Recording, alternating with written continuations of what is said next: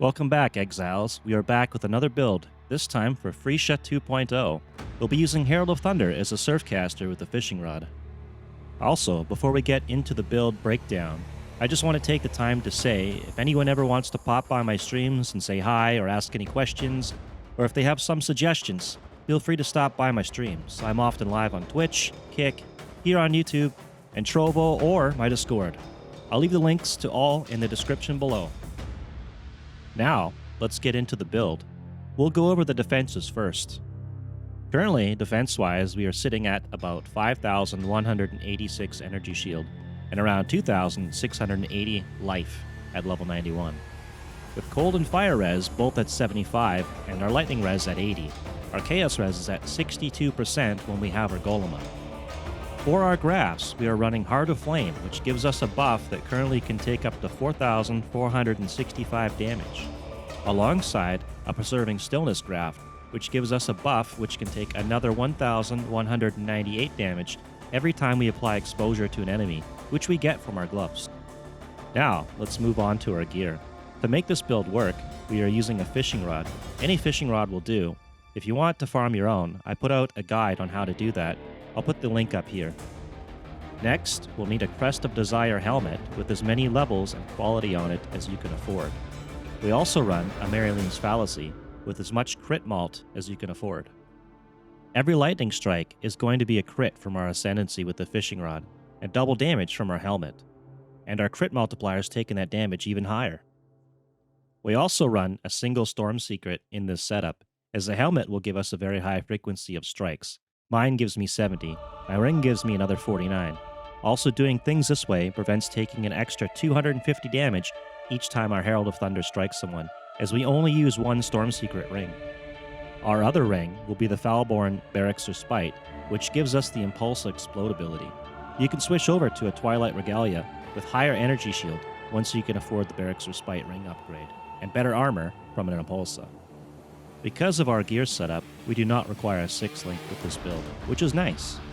Early game, you can run Ascendancy Touch to get the Explode, then upgrade to Impulsa when you're high enough level, and then upgrade to Barracks or Spite Foulborn Ring when you have enough currency to do so. So, that is the budget options for this build until you progress in both farm and currency. To proc our Herald of Thunderstorms, I'm using an Arc of Surgeon, but you can use whatever you like. Our Ascendancy Passives for this build are going to be Screaming Reels. This is mandatory to get the next one, which is Bated Breath, giving all of our hits critical strike. We then take Stormy Seas to convert 100% of our lightning damage to cold damage, and our cold damage, shock. Now we get the benefit of freezing things and the bonus shock damage too. Before we get into the passive tree, let's go over some important information on the cluster jewels. We need to have at least one self-fulfilling prophecy. This gives our Herald the ability to do critical strikes, which is mandatory for this build. We also take at least one blast freeze, which causes our freezes we inflict to spread to other enemies within 1.2 meters. After that, we stack as many Dark Messengers and Empowered Envoys as we can. You can see what they offer us. On the passive tree, we need to make sure we have the following. Ghost Reaver Notable. This gives us Leech Energy Shield instead of life, and maximum total ES recovery per second from Leech is doubled.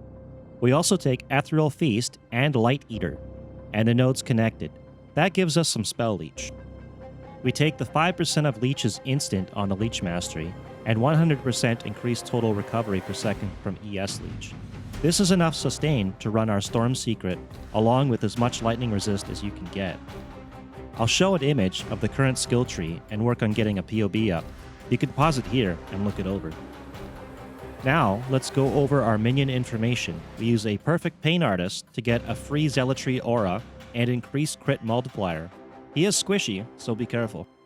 We also run a Perfect Warlord for the free Vitality aura and endurance charges.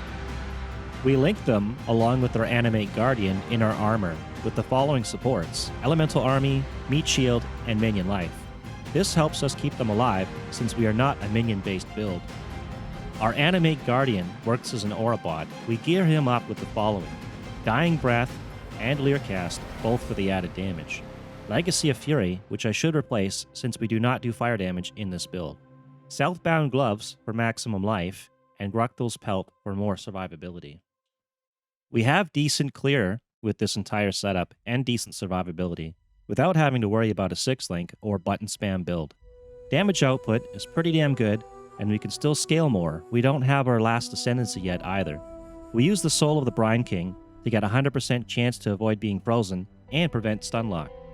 We do face some trouble with Beyond mobs and mobs that do chaos damage or corrupted blood, or when we cannot proc our Lightning Storm due to immunities on mobbed. I should mention here, we are running the following auras: Purity of Lightning, Discipline, Clarity, and an automation for Convocation. Overall, I think this is a fun build that can be started cheap and scale up as you go. The fishing rod is the only real thing that would hold you back, which can go anywhere from 140 chaos all the way up to 70 divine orbs. I've seen it myself. You can, of course, try your luck to farm your own, spending only 1 chaos on a Fairgraze Tricorn. So tell me, Exiles, how your SurfCasters turned out, and if anything in this video helped, or if you have any improvements you would make to this build yourself. With that all being said, see you guys in the next one.